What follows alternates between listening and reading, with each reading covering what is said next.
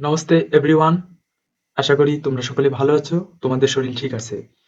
আমরা আজকে আলোচনা করব জিএসটি এ ইউনিট এডমিশন টেস্টের ফাইনাল প্রিপারেশন নিয়ে। তো তোমরা যারা এখনো কোথাও চান্স পাওনি তাদের শেষ ভরসা হচ্ছে জিএসটি।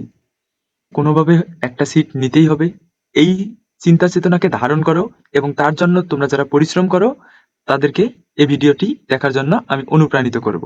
জিএসটি এই ইউনিটের জন্য প্রথমে আসে ফিজিক্সের ফাইনাল প্রিপারেশন।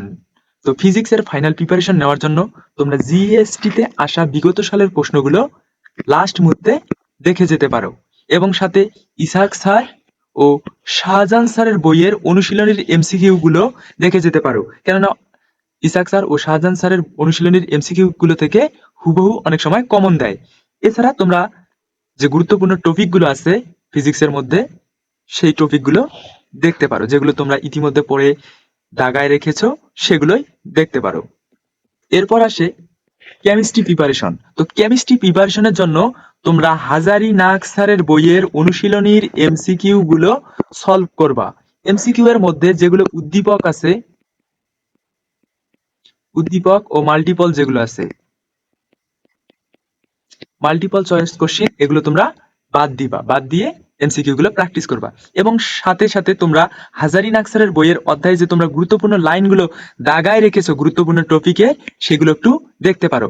আর তোমরা বিগত সালের জিএসটি কেমিস্ট্রি কোশ্চেনটা অবশ্যই দেখবা, কেননা ওগুলোই কমন আসার সম্ভাবনা থাকে এবং কমন না আসলেও ওই টাইপেরই মোটামুটি আসে। বায়োলজি প্রিপারেশনের জন্য তোমাদেরকে বইটা পড়তেই হবে মেইনলি, কেননা বায়োলজি বই থেকে প্রশ্নগুলো দিবে, আগের প্রশ্নের সাথে কমন বেশি মিলে না। তো তোমরা আবুল হাসান স্যার এবং গাজী আজমল স্যারের বইয়ের গুরুত্বপূর্ণ টপিক এবং দাগানো লাইন যেগুলো তোমরা ইতিমধ্যে পড়ে ফেলেছো সেগুলো একটু রিভিশন দিতে পারো। তবে তারপর তোমরা বিগত সালের কোশ্চেনগুলো একবার দেখে নিতে পারো। Higher math preparation.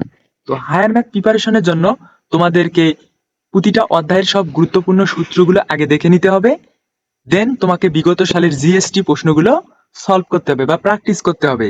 এর বাইরে তোমরা যে প্রশ্ন ব্যাংকগুলো পড়ছো সে প্রশ্ন ব্যাংকগুলো থেকে সলভ করতে পারো। সকলের জন্য শুভকামনা রইল, বিশেষ করে যাদের এখনো কোথাও চান্স হয়নি তাদের জন্য বেশি শুভকামনা রইল। তোমরা একটা চান্স কনফার্ম করে তোমাদের পরিবারের মুখে হাসি ফোটাও এবং নিজের ভবিষ্যৎকেও সুন্দর এবং সাফল্যমণ্ডিত করতে চেষ্টা করো।